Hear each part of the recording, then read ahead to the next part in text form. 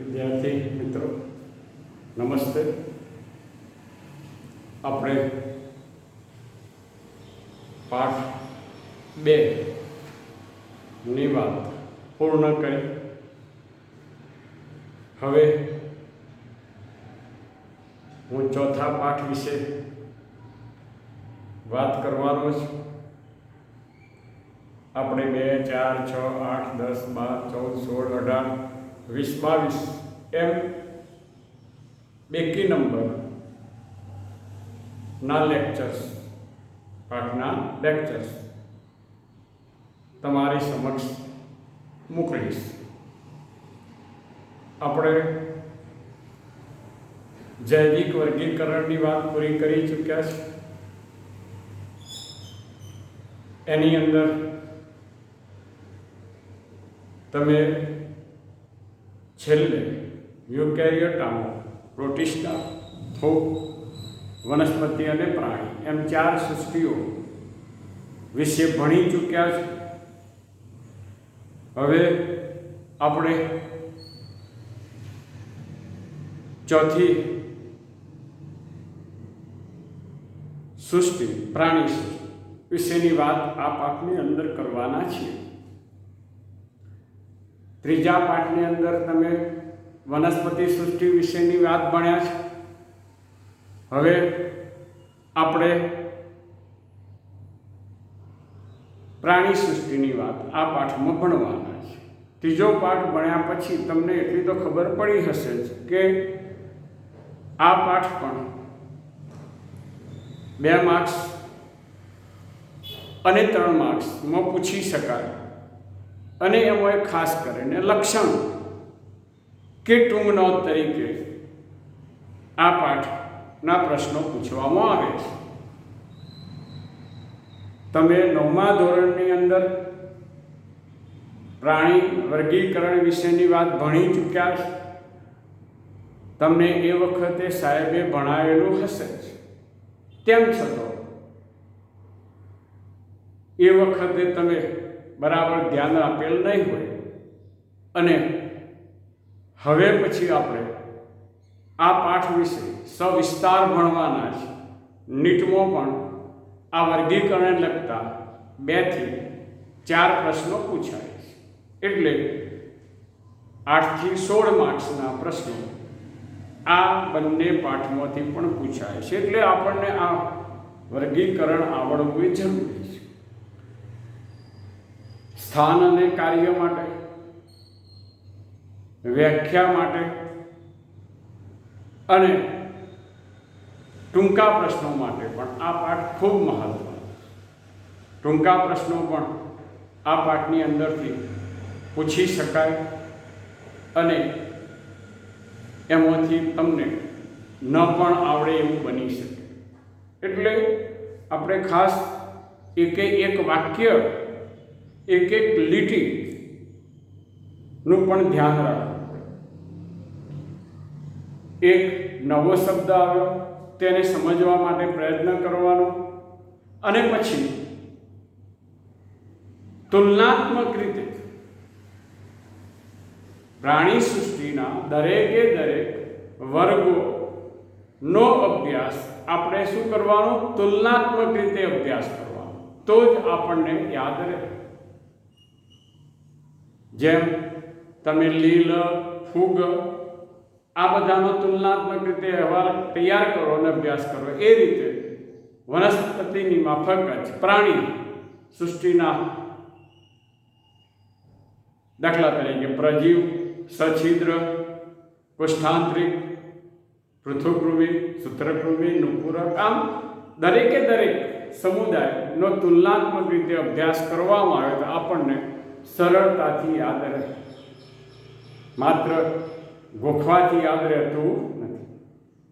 હવે આપણે મૂળ વાત ઉપર આવીએ।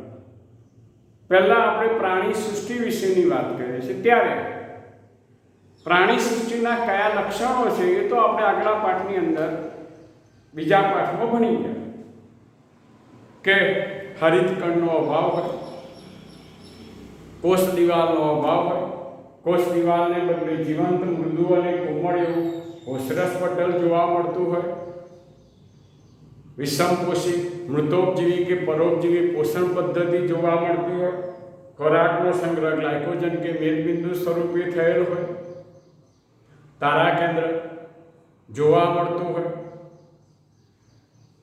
આમ આ લક્ષણો જેમાં જોવા મળે એને આપણે પ્રાણી તરીકે ઓળખીએ છીએ. જ્યારે આપણે પ્રાણી સૃષ્ટિ વિશે વાત કરીએ ત્યારે આપણને એટલું તો ખબર હોવી જોઈએ કે પ્રાણી કોને કહેવાય, અને ત્યાર પછી એના વર્ગીકરણની વાત ભણવી પડે. પ્રાણી વર્ગીકરણ એટલે શું? તો કે સમાનતા અને ભિન્નતાને આધારે પ્રાણીઓ ને નાના મોટા નૈસર્ગિક જૂથોમાં વહેંચવાની વૈજ્ઞાનિક પદ્ધતિને આપણે કહીએ છીએ પ્રાણી વર્ગીકરણ. પ્રાણીઓને સમાનતા અને ભિન્નતાને આધારે નાના મોટા નૈસર્ગિક જૂથોમાં વહેંચવાની વૈજ્ઞાનિક પદ્ધતિને આપણે કહીએ છીએ પ્રાણી વર્ગીકરણ. હવે આપણે જાણીએ છીએ કે નવી શોધાયેલી જાતોને યોગ્ય સ્થાને મૂકી શકાય એટલા માટે તેમનું વર્ગીકરણ જાણવું એ જરૂરી છે. અને આ માટે કેટલાક મૂળભૂત લક્ષણો અથવા તો કેટલાક આધારોને ધ્યાનમાં લેવા પડશે, અને એ આધારોને આધારે પ્રાણીઓનું વર્ગીકરણ કરવામાં આવે છે. જેમ કે પહેલા જે કોષોની ગોઠવણી, બીજું છે દૈહિક સમમિતિ, ત્રીજું છે દેહકોષ્ઠની પ્રકૃતિ, પાચનની રીત, પરિવહન તંત્ર અને પ્રજનન તંત્ર. આ રીતે આપણે આ જુદા જુદા આધારો લઈને પ્રાણીઓનું શું કરી શકીએ? વર્ગીકરણ કરી શકીએ છીએ. જેમ વનસ્પતિઓના વર્ગીકરણમાં આપણે પુષ્પને ધ્યાનમાં લઈએ છીએ, પેશીને ધ્યાનમાં લઈએ છીએ, વાહક પેશીને ધ્યાનમાં લઈએ છીએ, બીજ ઢંકાયેલું છે, ખુલ્લું છે, આ બધા આધાર સ્તંભો લઈએ છીએ. એમ પ્રાણીઓના વર્ગીકરણમાં પણ આ જુદા જુદા આધાર સ્તંભો લેવામાં આવે છે, અને આધાર સ્તંભોને આધારે પ્રાણીઓનું વર્ગીકરણ કરવામાં આવે છે. આ આધાર સ્તંભો વિશેની વાત કર્યા પછી આપણે બીજા પ્રશ્નની વાત કરીએ. સામાન્ય મૂળભૂત લક્ષણને આધારે પ્રાણી સૃષ્ટિના વર્ગીકરણનો ચાર્ટ આપો. શાના? સામાન્ય મૂળભૂત લક્ષણોને આધારે પ્રાણી સૃષ્ટિના વર્ગીકરણનો ચાર્ટ આપો. તો આપણે પહેલી બાબત લઈએ સૃષ્ટિ. તો કઈ? પ્રાણી.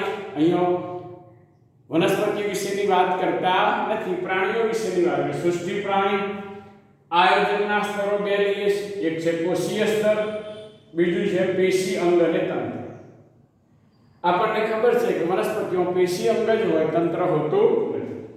ત્યાર પછી આપણે સમમિતીય આયોજન છે કે અસમમિતીય આયોજન એને ધ્યાનમાં લઈએ છીએ, અને એમાં અરીય શરીરરચના કે દ્વિપાર્શ્વ સંરચના કે અસમ પ્રકારની શરીરરચનાને ધ્યાનમાં લઈએ છીએ.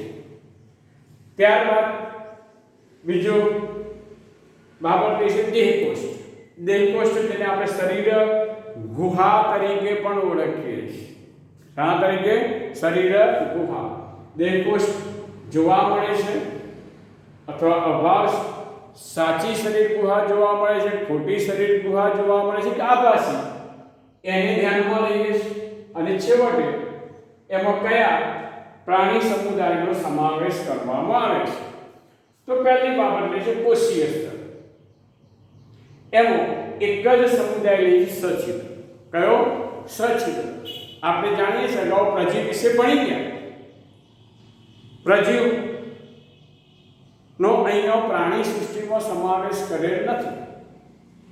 અહીંનો પહેલા ઉત્ક્રાંતિમાં ઉત્પન્ન થયેલ બહુકોષીય પણ ફક્ત કોષીય સ્તરીય પ્રકારનું જ આયોજન ધરાવતા પ્રાણીઓ જે છે એને આપણે સછિદ્ર અથવા છિદ્ર કાય તરીકે ઓળખીએ છીએ. ત્યાર પછી અરીય શરીરરચના અરીય શરીરના ધરાવતા પ્રાણી સમૂહ આમ તો કોષ્ઠાંતરિક, જેવો દશંકુ અને કંકતધર. કોષ્ઠાંતરિકમાં કોનો? દશંકુ અને કંકતધરનો સમાવેશ કરીએ છીએ. અરીય શરીરના ધરાવતા આ પ્રાણીઓની વાત કરી. હવે જે દ્વિપાર્શ્વ, આપણે આ શબ્દો પાછળથી સમજવાના છીએ કે દ્વિપાર્શ્વ સમશરીરના એટલે શું, અરીય સમશરીરના એટલે શું, એની વાત પછી કરીશું. અહીંયા કક્ષા કઈ ધ્યાનમાં કે દેહકોષ્ઠ, તો કે દેહકોષ્ઠનો અભાવ હોય એને કહે છે અદેહ કોષ્ઠી. અદેહ કોષ્ઠી એમાં કોનો સમાવેશ કરે છે? પૃથુકૃમિ. કુટ દેહ કોષ્ઠીમાં કોનો? સૂત્ર એક જ સમુદાય. જ્યારે દેહકોષ્ઠ ધરાવતા પ્રાણીઓ, અહીંયા આભાસી શરીર ગુહા ધરાવતા કે ખોટી શરીર ગુહા, અહીંયા સાચી શરીર ગુહા, સાચો દેહકોષ્ઠ ધરાવતા પ્રાણી જેને દેહકોષ્ઠી કહીએ છીએ, એમાં નુપુરક, સંધિપાદ, મૃદુકાય, શૂળચર્મી, સામી મેરુદંડી અને મેરુદંડીનો સમાવેશ થાય છે. આ રીતે આપણે પ્રાણીઓના સામાન્ય મૂળભૂત લક્ષણને આધારે એના સ્તરીય આયોજનના વર્ગીકરણનો ચાર્ટ કર્યો. હવે બીજો પ્રશ્ન જોઈએ કે પ્રાણીઓનો આયોજન સ્તરો સમજાવો. આપણે ટૂંકમાં જ વાત કરીશું કે કયા કયા આયોજન સ્તરો જોવા મળે છે અને પ્રાણી સૃષ્ટિના સભ્યોમાં વિવિધ સ્તરોનું આયોજન સમજાવો. પ્રાણીઓમાં વિવિધ સ્તરોનું આયોજન સમજાવો. તો આપણે અહીંયા જોઈએ આપણે કે પહેલું જોઈએ છે કોષના આધારે અથવા તો કોષ સ્તરીય આયોજન. જે પ્રાણીઓ ના શરીરની રચનામાં માત્ર કોષીય પ્રકારનું આયોજન જોવા મળે એને કોષ સ્તરીય આયોજન કહીએ છીએ. આપણે એક કોષીય પ્રાણીઓ પ્રજીવનો સમાવેશ પ્રોટિસ્ટામાં કર્યો. ત્યાર પછી ઉત્ક્રાંતિમાં સૌપ્રથમ બહુકોષીય પ્રાણીઓનો ઉદ્ભવ. સછિદ્ર સમુદાયના પ્રાણીઓ ઉત્ક્રાંતિમાં ઉત્પન્ન થયેલા બહુકોષીય પ્રાણીઓ છે. આ પ્રાણીઓમાં પહેલી જ વાર એક કરતો વધારે કોષોની બનેલ શરીર રચના જોવા મળે છે, પણ એમાં શ્રમ વિભાજનની વહેંચણી થયેલ ન હોવાને કારણે કોષો એકબીજા સાથે જોડાયેલા છે, પરંતુ પેશી જોવા મળતી નથી. એકબીજા સાથે સંપર્ક ધરાવતા કોષો જોવા મળતા હોવાને કારણે આપણે આને કોષ સ્તરીય, કયા? કોષ સ્તરીય આયોજન તરીકે ઓળખીએ છીએ. આ પછી એટલે આપણે જાણીએ છીએ, આપણી બુકમાં નથી આપેલું, પરંતુ આ ઉત્ક્રાંતિમાં સૌપ્રથમ ઉદ્ભવેલા બહુકોષીય પેશીવિહીન પ્રાણીઓનો સમાવેશ પેરાજુઆમાં કરવામાં આવે. શામાં કરવામાં છે? પેરાજુઆ. આમ તો બહુકોષીય પ્રાણીઓ જેને આપણે મેટાજુઆ કહીએ છીએ. મેટાજુઆના બે પ્રકાર, પેરાજુઆ અને યુમેટાજુઆ. પેરાજુઆમાં બહુકોષીય પેશીવિહીન પ્રાણીઓનો સમાવેશ થાય છે, જેનું ઉદાહરણ છે સછિદ્ર સમુદાય. આ રીતે કોષ સ્તરીય આયોજન સછિદ્રમાં જોવા મળે.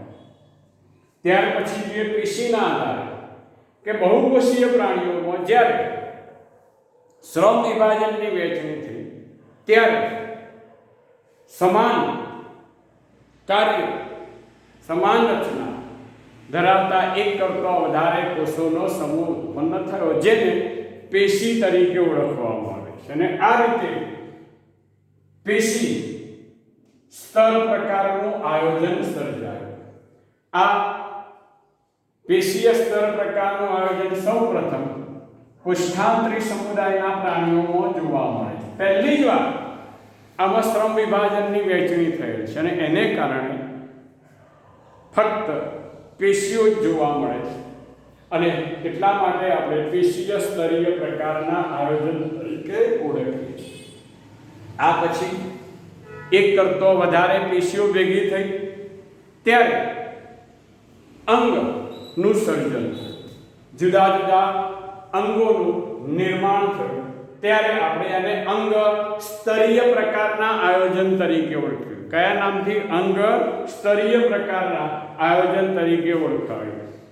આપણે જાણીએ છીએ કે જુદા જુદા અંગો જેવા કે પાચન અંગો, પ્રજનન અંગો, એ જ રીતે આપણે જુદા જુદા પરિવહન તંત્ર સાથે સંકળાયેલા અંગો, આ બધા અંગોનું સર્જન.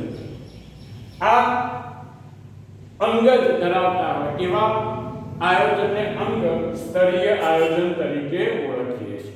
અને પહેલું પૃથુકૃમિ સમુદાયના પ્રાણીઓમાંથી, કયા? પૃથુકૃમિ સમુદાયના પ્રાણીઓમાંથી અંગ સ્તરીય પ્રકારના આયોજનની શરૂઆત થઈ. હવે પછી જોઈએ, જ્યારે એક કરતો વધારે અંગો ભેગા થયા, જ્યારે એક કરતો વધારે અંગો ભેગા થયા ત્યારે તંત્રોની રચના થઈ. પાચન તંત્ર, શ્વસન તંત્ર, ઉત્સર્જન તંત્ર, પ્રજનન તંત્ર, આવા જુદા જુદા તંત્રોનું સર્જન થયું અને ત્યારે એને અંગ તંત્ર સ્તરીય આયોજન તરીકે ઓળખવામાં આવે. આના તરીકે અંગ તંત્ર સ્તરીય આયોજન તરીકે ઓળખવામાં આવે. આ જુદા જુદા અંગ તંત્ર પૈકી આપણે બે તંત્રો વિશેની વાત કરીશું. એક છે પાચન તંત્ર અને બીજું છે પરિવહન. વિવિધ પાચન અંગો ભેગા થવાથી રચાતા તંત્રને આપણે કહે છે પાચન તંત્ર. આ પાચન તંત્ર ના બે પ્રકાર પાડીએ. એક છે સંપૂર્ણ પાચન તંત્ર અને બીજું છે અપૂર્ણ પાચન તંત્ર. સંપૂર્ણ પાચન તંત્ર એટલે શું?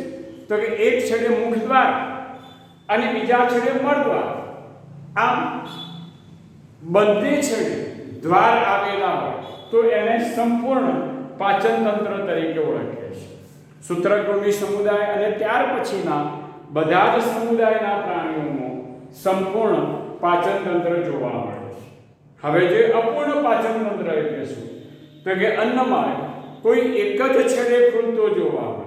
અન્નમાર્ગ કોઈ એક જ છેડે ખુલતો જોવા મળે તો તેને અપૂર્ણ પાચન તંત્ર તરીકે ઓળખવામાં આવે છે. આપણે જાણીએ છીએ કે કાં તો મુખદ્વાર કાં તો મળદ્વાર કોઈ એક જ છેડે ખુલે તો એને આપણે કહે છે અપૂર્ણ પાચન તંત્ર. અને પહેલી જ વાર અપૂર્ણ પાચન તંત્ર પૃથુકૃમિ સમુદાયના પ્રાણીઓમાં જોવા મળે છે. હવે જે પરિવહન તંત્ર, વિવિધ પરિવહન અંગો ભેગા થવાથી રચાતા તંત્રને પરિવહન તંત્ર તરીકે ઓળખીએ છીએ. આમ તો રુધિરાભિસરણ તંત્ર અને લસિકાભિસરણ તંત્ર, આવા પરિવહન તંત્રના બે પ્રકાર પાડવામાં આવે છે. જે આપણે જ્યારે પરિવહન તંત્ર વિશે ભણીશું ત્યારે વાત કરીશું. અત્યારે તો આ પરિવહન તંત્રના બે પ્રકાર ભણીએ છીએ. એક ખુલ્લું પરિવહન તંત્ર અને બીજું બંધ પરિવહન તંત્ર. ખુલ્લું પરિવહન તંત્ર કે જેમાં રુધિરના પરિવહન માટે રુધિર વાહિનીઓ આવેલી હોય નહીં, એને ખુલ્લું પરિવહન કહીએ છીએ. એમાં રુધિર જળ એ દેહ કોષ્ઠમાં આવેલું હોય છે. એટલે અહીંયા આ રુધિર વાહિનીઓ મારફતે રુધિરનું વહન થતું ન હોય એને ખુલ્લું પરિવહન તંત્ર કહીએ છીએ. એમાં રુધિર રંગહીન હોય છે. હિમોસાયનિન નામનું શ્વસનરંજક આવેલું હોય છે. અને આ ખુલ્લું પરિવહન તંત્ર કે જેમાં રુધિર અનિયમિત રીતે વહન પામે છે, એમ કહીએ છીએ સંધિપાત અને કેટલાક અન્ય અમેરુદંડી પ્રાણીઓમાં ખુલ્લું રુધિરાભિસરણ તંત્ર, ખુલ્લું પરિવહન તંત્ર જોવા મળે છે. હવે જે બંધ, જેમાં રુધિરના વહન માટે રુધિર વાહિનીઓ અથવા નલિકા આવેલી હોય એને કહે છે બંધ પરિવહન તંત્ર. આમાં રુધિર લાલ રંગનું હોય, શ્વસનરંજક તરીકે હિમોગ્લોબિન આવે. રુધિર નિયમિત રીતે નિશ્ચિત દબાણપૂર્વક વહન પામે છે. દાખલા તરીકે નુપુરક અને ત્યાર પછીના બધા જ મેરુદંડી પ્રાણીઓમાં આ બંધ પરિવહન તંત્ર જોવા મળે છે. આ રીતે આપણે આ પ્રાણીઓમાં જોવા મળતા જુદા જુદા આયોજન સ્તરો વિશેની વાત કરી. હવે ત્યાર પછી જુદા જુદા સ્તરીય આયોજન વિશેની વાત કરીશું.